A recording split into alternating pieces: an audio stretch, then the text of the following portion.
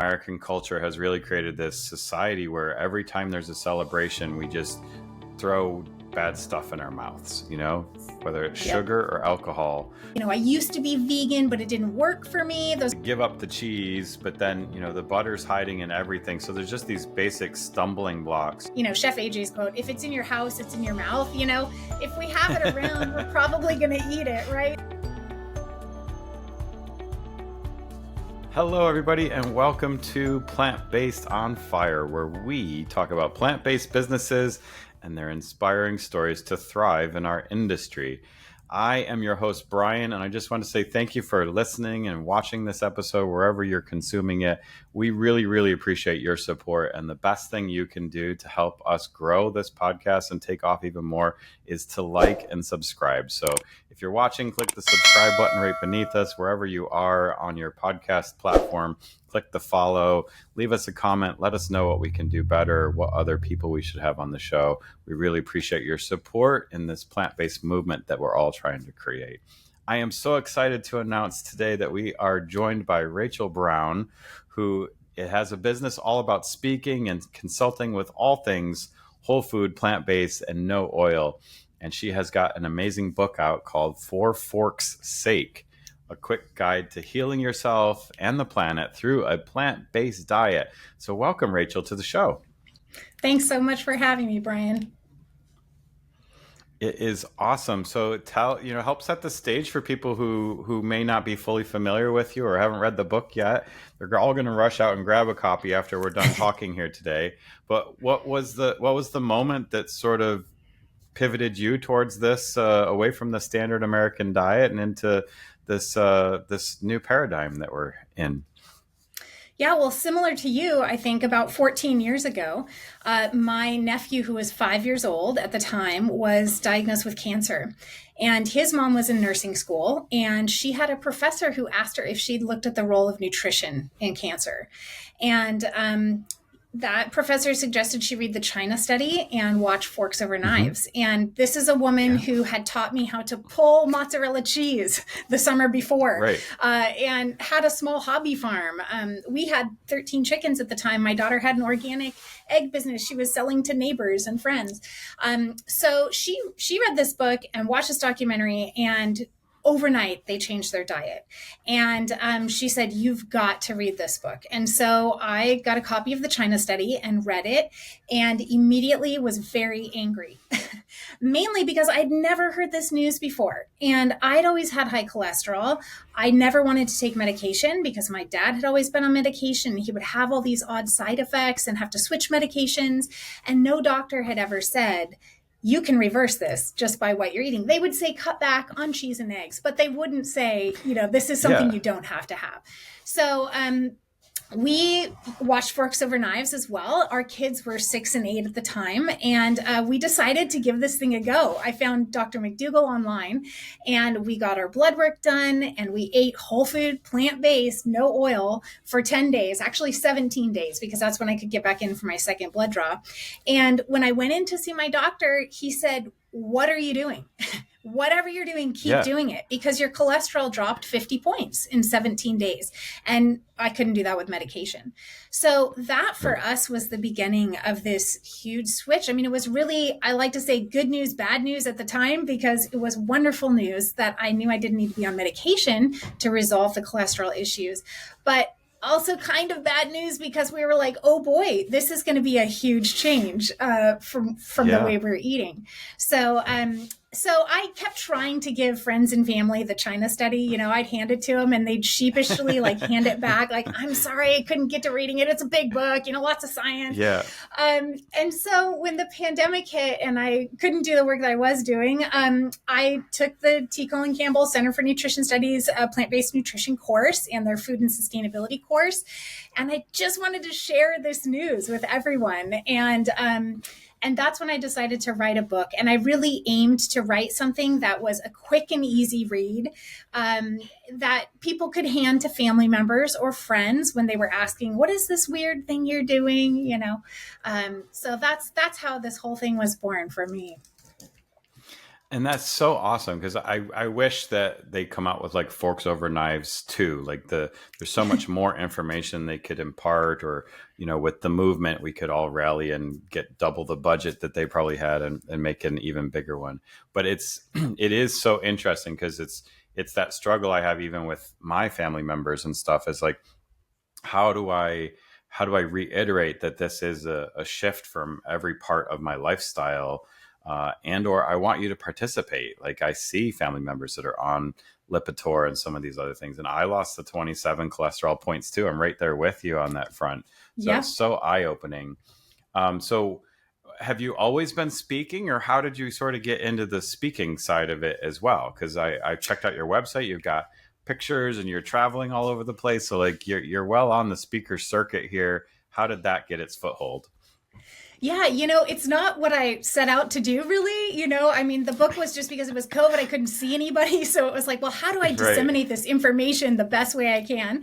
And then once things started opening up, it was really fun to do bookstores and libraries and senior centers, anywhere I could help spread the news. And so, yeah, that's just continued. And the consulting also was nothing I set out to do, but I just kept having people contact me and ask, okay, can I meet with you one-on-one? Or, I used to be vegan, but it didn't work for me. Those are some of my favorites because I'm like, we can make this work. It can work for everyone. Yeah. Or, Yeah. I'm 87 and, I'm wanting to get off medications, or I have young kids, whatever it was. So, yeah, that just kind of came about organically because people were wanting a little help. And so people can find me on my website and sign up, and we can meet once or we can meet ongoing, whatever works for people. So it's been fun to journey alongside people as they're starting out or coming back to, and learning really how to do this in a sustainable way. I wish that word diet wasn't on the cover of the book, because I don't consider this a diet like you were alluding to. I consider it a lifestyle. And, Yeah. diets are things we start and then give up at some point, and Hmm. lifestyles are things we continue forever. So That's I right. like helping people see the shift there. I really appreciate all the lives that you're touching and changing on that front. So help me tie it in. Like, what is the perfect audience for the book, right? So is it for us plant-based people to read it and just get a reinforcement, or is it for, like, I should buy 10 copies and hand them out at Christmas to get more people to come, or what's the right audience for where you're trying to target the book? Yeah, it's funny. I would say both. And, I thought I was writing this book for other people who had young kids who, I just wanted to keep people from making the same mistake I did. But as it turns Hmm. out, it's been like early retirees, people, 55 plus, who have really jumped on, and they're like, I'm giving it to my grandkids or my kids. And, I kept it really short and sweet, because when I talked to young parents, they were like, I don't have time to read books anymore. I read blogs maybe. So, there's an audiobook. It's just under 4 hours, but it really does. It can be helpful for people who've been in this for a while. I mean, I have a list of resources because I myself find it helpful to be reminded, when you're feeling like Hmm. you're swimming upstream all the time, or you're kind of the lone ranger out there, maybe in your family, in your household, or in your community. It can be so helpful, just like what you're doing with this podcast, which is so wonderful, Right. just to hear about other people in their spaces doing wonderful things, and to be reminded that you're not alone. So it can be That's it right. can be a help just to remember, like a refresher. Why do I do this? How does this benefit me and the planet? But it's also a really great one to buy the 10 copies and to hand out to friends who kind of roll their eyes when you order a veggie burger, or are Yeah. curious about what you're doing. But yeah, maybe, yeah, it's kind of tongue in cheek. It's a little cheeky. It's a little funny. So yeah, it's a soft entry But in, I it think. sounds like it is a great introductory book for that kind of audience, in my opinion. Like, and then hopefully they follow on and watch Forks Over Knives or read the China Study. But like, we do need that intro primer, and I'm so glad that you've got that sort of version of it out there. I think Yeah, that's I did go and get my certification from the T. Colin Campbell thing as well. So you and I have nice. that in common. I think you did the sustainability one that I haven't gotten a chance to do yet. So that's awesome. How has that helped shape or change any of your lifestyle coaching or the business in general? I mean, I think we've been eating this way for 12 years when I took the certificate courses. So a Hmm. lot of it wasn't brand new information, but a lot of it was wonderful science behind the information I had learned in other ways. So Great. it really cemented everything I knew, as well as learning some new things. We were still taking a few supplements. And after doing some research on, that was one of my things for the plant-based certificate was, research something you think is good for you, and let's see if it really is. And Right. really, some of those supplements that we were taking, which we were not a lot, I mean, I think we were still taking omegas and sometimes vitamin D or something. But Hmm. really winnowed it down to, B12. We can get everything else we need through food. So some of those That's things right. were helpful to know, and just helpful to meet other people. The whole communities through that Center for Nutrition Studies has been a fantastic resource. I urge Hmm. everyone to join that. You have access to people who created the courses and who are working in this space, people from around the world who are doing fantastic things in this space. And Colin Campbell hops on every once in a while for conversations. And, a couple of years ago, he was on and I asked him, if he's one of my heroes. I mean, he, like you said about the Hmm. book, I hope this is an entryway. And he endorsed my book. It's on the cover. And I always tell him, like, I hope people read this just to get them in the door. But then I hope the next book they read is the China study. And Yes. there are other amazing works out there, but I hope it leads people to do some even deeper research.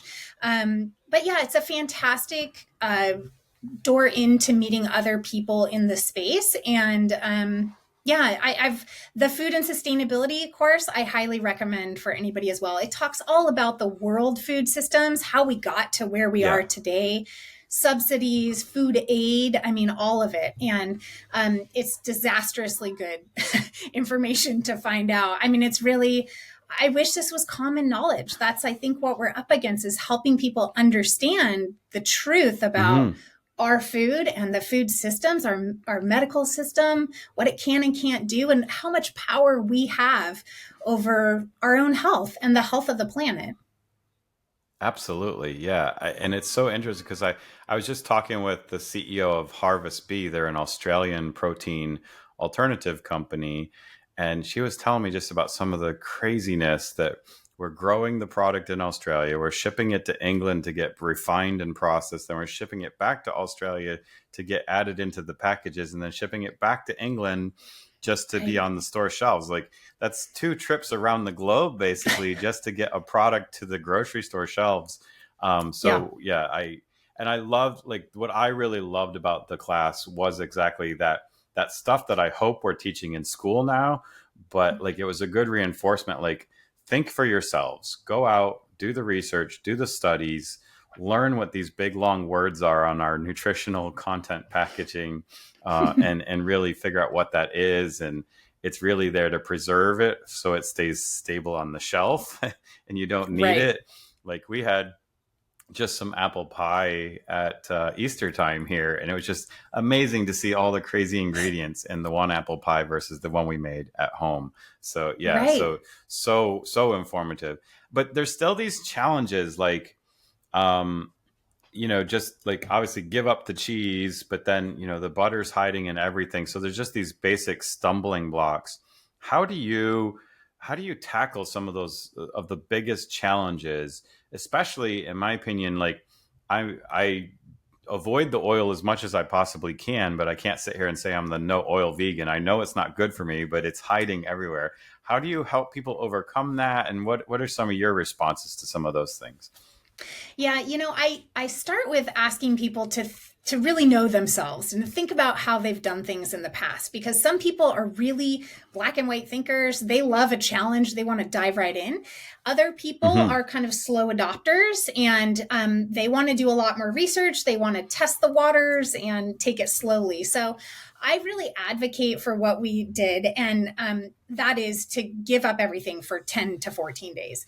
And I wrote the book on kind of that premise, like, here's how you can do this. Just give it a try. And mainly because you can have extreme results in actually even 2 days. I mean, your body, you might need to get off some medications. I had to put a disclaimer in the book because if you're on blood pressure medication or medicine for diabetes, you might need to reduce your medication. So a lot happens really fast when you cut these offending foods out.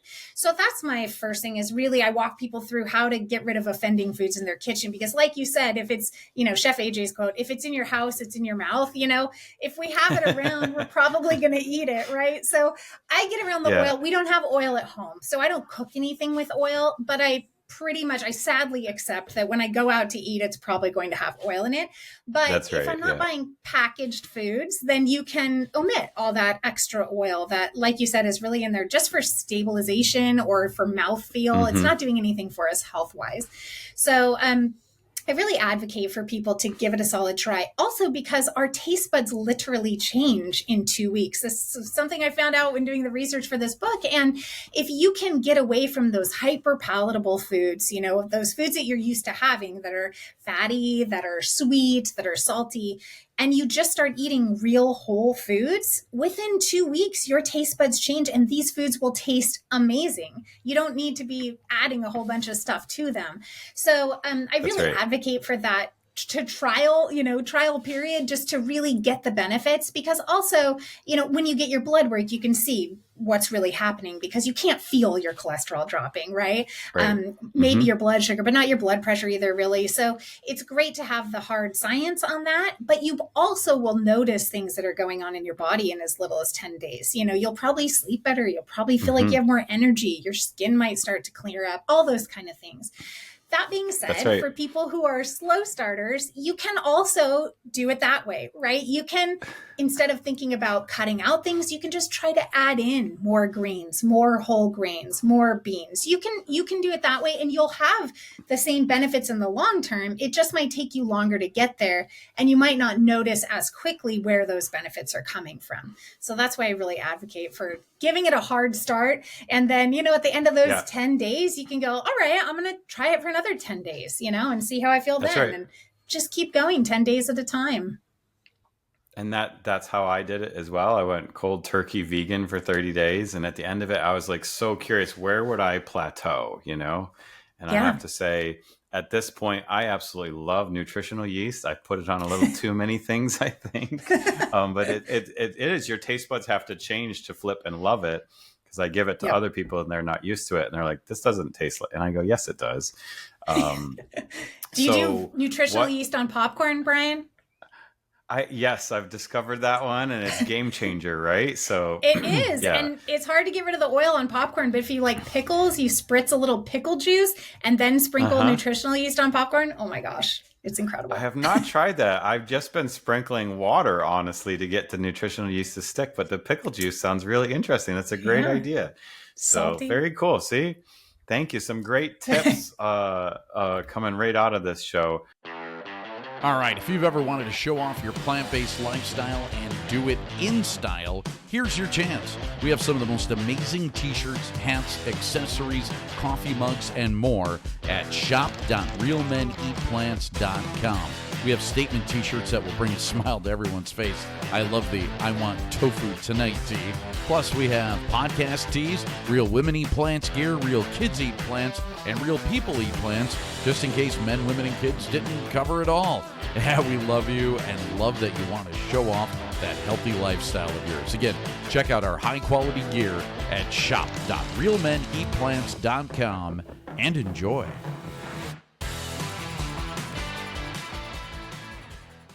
What, do you have like a big success story or any super impactful transformation story that you'd like to share with us that just demonstrates that and reinforces it?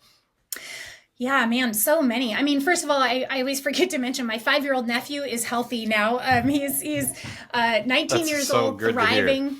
Yes, yes, and they've continued to eat this way.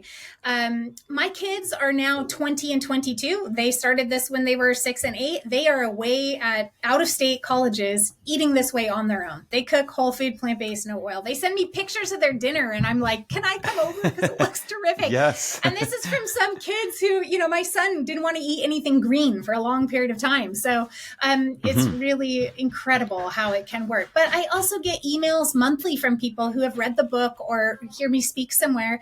I mean, my favorite in the last 3 months, an 87-year-old emailed me and said, "I heard you speak at the senior center, and I just wanted to let you know my husband and I are off all our medications and we've lost 14 pounds."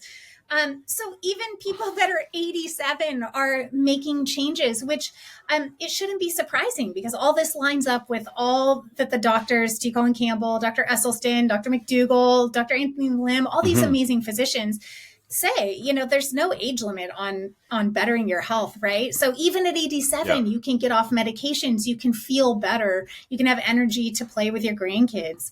I really enjoy working with athletes as well. So I've had some athletes who've had injuries. So one gentleman had gained a lot of weight, had a new job sitting at a desk. He'd injured his Achilles, couldn't work out. And so he really thought he needed to be able to work out in conjunction with changing how he ate to lose the weight. And it was really fantastic to help him understand that he could be eating more food. It just needed to be whole food, plant-based food. And he started making his own food and lost all the weight that he wanted to lose. And this was all without being able to get back on the bike, which was his, chosen workout. And so just helping people see that it really is about the food. And yes, of course, exercise and sleep and life, all those things are very important. But what you're putting in your body 3 times or more a day really has the biggest effect outright on how your health is, what your health outcome is going to be. It's just so simple, yet I find like the cultural barriers to be the strongest ones to try and overcome that. I was just reading, it wasn't even a vegan or plant-based individual trying to say this. It was just like, I think it was just a general fitness coach saying like, look, American culture has really created this society where every time there's a celebration, we just throw bad stuff in our mouths, whether it's sugar or alcohol, you're just constantly just, rewarding yourself with these bad things. And we have to change that narrative in some way, shape or form, that maybe you get to buy the Fork Sick book instead, or you get to treat yourself to a movie or something instead of birthday cake and alcohol. So, I want to pivot. To your point.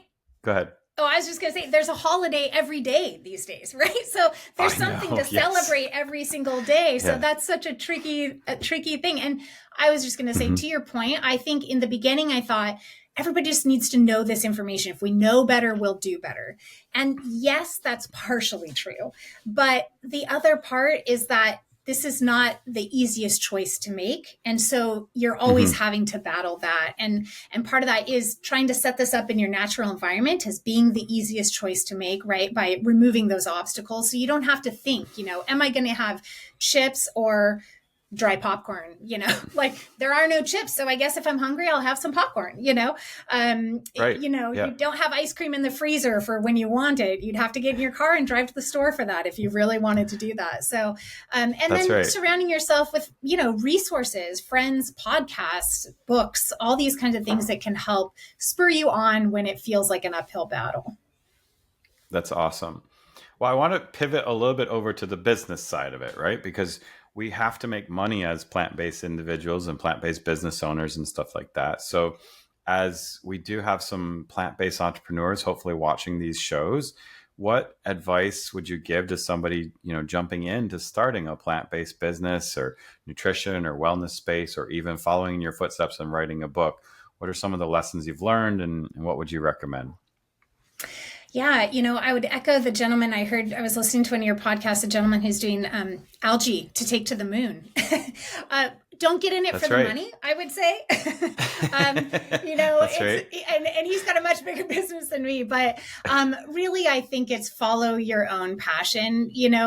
For me, I just really wanted to share this information. I was trying to find the way that made sense for me. And so I think being true to yourself and, finding your people in whatever space you're in, doing whatever you can where you're at is going to be the most sustainable thing, because, a lot of things you can get a quick start at something, but it's the day-to-day grind. You're going to have to want to enjoy still doing this a few years down the road. So yeah, the book publishing space is a weird, wild space these days. It's wild, wild west. So I actually self-published through a company, and it was a great experience, but it means that I'm my own publisher. So that's kind of my full-time, part-time job, finding speaking gigs right. and all that stuff. So yeah, I think as long as you're dedicated to it, you'll find it to be really enjoyable, and it'll resonate with people who are also looking for something that they maybe didn't even know they were looking for. But the joy of finding other creators, collaborators, people who are excited about this in this space is really helpful too. That's awesome. What do you see as some of the future plant-based nutrition and sustainability trends? Like what do you see coming down the tubes? I would say that like in your experience, probably 14 years ago, there wasn't a lot on the shelves. If you talk to somebody about being vegan, they maybe had heard that term, but definitely not whole food plant-based, yeah, you're crazy. Yeah. What is this stuff? So I would say that lately it's been nice that these are more, everyday terms. People are somewhat familiar with them, but they're getting confusing, I would say. Plant-based is slapped on all kinds of labels now of things that may or may not be plant-based. It's confusing with all the transition type foods out there, the Impossible meats and Beyond meats, which are a fantastic thing for the environment and for people who are finding it hard to make a transition otherwise. But I think for the health and long-term health of people on the planet, we really need to educate people about what is real food and what is processed and, ultra processed food, and what place does that have in our bodies and in the planet, which I don't think long-term is going to be a wonderful one. So trying to help people understand the facts and just, like you said, it's really simple, but I don't think we often like simple answers. We want it, Right. fast, or we want to complicate it. We want to still be able to have that thing that we're missing. So we want to somehow work it into food or whatever. But realizing how simple and easy it can be, that is really the joy. And then having fun with it. Once you learn what you can eat in this space, like, the world is your oyster. I don't know what the vegan phrase for that is, but you can really do so much. You'll start to love dill pickle and nutritionally yeast popcorn. You'll really love and crave a black bean or a beet burger. Things that sounded crazy not that long ago. But I think, yeah, sticking true to the whole food plant-based, really educating people, because the studies are coming out now that junk food vegans, people are eating a lot of processed foods, are having worse health outcomes than people on the standard American diet. So, Right. Maybe we're helping the planet a little bit, but we're not helping people by suggesting they, eat a lot of junk. So that's going to be, I think, a big challenge moving forward is helping grow these alternatives, that will help the planet maybe transition, but helping people know what their place is in the big scheme. Yeah. And it's so true, because I think it was some article in, I want to say it was Vogue of some sort, just talking about how marketing to the newest age group, I forget what they're called now, but is changing, right? They're in this cyclical media consumption where they're getting their news from TikTok and YouTube, they're getting their product announcements, they're getting their marketing all in one sort of iterative loop and cycle. So you're going to see some rapid change. And I guess it is an election year, so make sure you go out and you vote for people that are going to help move this forward the right way. Whether it's one side or the other, it doesn't matter, as long as they're helping, improve the school menus. And I think, like, at least trying to help us ban high fructose corn syrup that's not in ketchup in all of Europe, but it's in every ketchup bottle I've ever seen in America. So yeah, just get out there and vote with your wallets and stick to your beliefs on that. So it's just been so enlightening to unpack this, and I'm so excited to try some pickled nutritional yeast popcorn this weekend here now. Got me looking forward to that. I'm thinking, like, do I even have any pickle juice left in my refrigerator? But just give us a recap of like what's some of the other tips and tricks in the book, and how do we get the book, and how do we get in touch with you? Sure. My website, www.forforksakebook.com. You can order the book there. You can order it anywhere you get books. It's on Amazon, Barnes & Noble. You can find it anywhere. And in the book, there are some recipes. It's not a cookbook, but there are some recipes to get you going in there. I have some more recipes on my website, list of resources in the book and on the website. You can follow me on Instagram and Facebook, both at For Fork's Sake Book. And share the news with anybody you can. I would say just grab a copy, read it yourself, or get an ebook, send it to somebody, audiobook, however you take in material. But plant one in your doctor's office or take one to your local library. I'm looking for ways to get it out there as much as I can, just to help people have their eyes open to the reality of our food system and what we can do ourselves. Because like you said, and like we've said throughout this, it really isn't that hard. It's just really learning some basics. And that's what I walk people through, how to really get the basics down, how simple and easy it can be. Taking some of your favorite meals right now. It doesn't have to be moving to just straight salads. I mean, people will tell me, I don't like salads. I'm like, you never have to have a salad if you don't want to. If your favorite meal is chicken enchiladas, we can make a whole food plant-based enchilada that you will learn to love, and you might love it the first time you have it. You might have to try a couple recipes, but you will find one that you love. So keep it simple and it will work for you. I promise. And it's interesting because I have my lunch sitting here, so I just have to show you. I have my 3-bean salad, and there's no lettuce in this thing at all. It's like, that's what I'm saying. It's called a salad, but there's no lettuce in it. It's just 3 different kinds of beans and some other stuff. So I agree with you and commend you on helping push this initiative forward so much for us. So what's next? Is there a book number 2? And what can our community do to help you? Yeah, people keep asking, and I don't have a plan yet for book number 2, but maybe it's on the horizon. I'm just continuing to speak and spread this news as much as I can. I'm speaking at the Santa Cruz Veg Fest this weekend. I'll be at a bookstore in Fremont this next week. So speaking everywhere I can just to try and get this news out there. And I don't know if followers have ideas, I would love there to be more in the kids space or, high school kind of health class, just to have this kind of information introduced, or middle school. I know there's not really home ec anymore. This is maybe part of the problem, that our kids aren't really learning how to cook or eat like maybe we used to, but trying to figure out ways to get this information to maybe younger folks so that it's not all new. They don't have to have a health problem for them to research this, but that this would maybe be a normal way of life. So we'll see if that's on the horizon. And it's so Mom, if you're listening, a copy of Rachel's book is on its way to you. So I'll have that over to her. But I'll plant the seed for you. The next book should really be for all of us that are living in these split households where one person has decided to go down this journey and the other hasn't. So there are, processed things in my house and cookies that got too much milk in them and other stuff. So that's a struggle on, I can resist it, and I've just built up my tolerance to resisting it. But how do you manage that household where it's still in the house, even though you don't want it to be, kind of a thing? So that might be a good idea for book number 2. But we really appreciate you being on the show, Rachel. Thank you for coming back. I hope you come back when book 2 is ready, or if you got anything else you want to share in the future with us. I would love to. Thank you so much for having me, Bryan. It's been my pleasure.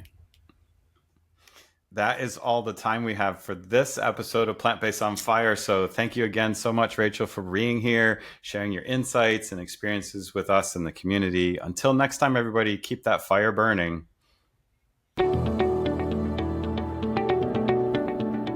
And that's a wrap for this episode of Plant Based on Fire. We hope you enjoyed learning about the innovative plant-based businesses we featured today and got inspired to support them on their journey. Remember, plant-based eating isn't just a trend.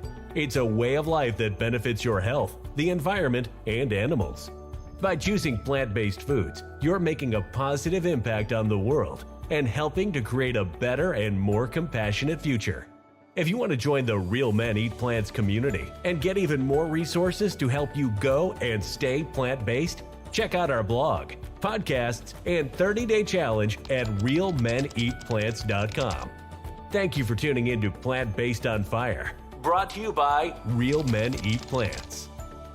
Head over to Apple Podcast and give us a review, and let us know what you think of this episode. Don't forget to tag us at Plant Based on Fire when you share this episode in your preferred social media. Wish to be a guest? We need to know about your plant-based business. Email us at pbof@realmeneatplants.com. We love hearing from our listeners. Thank you to our guests and to you, our listeners, for your support, and see you next time.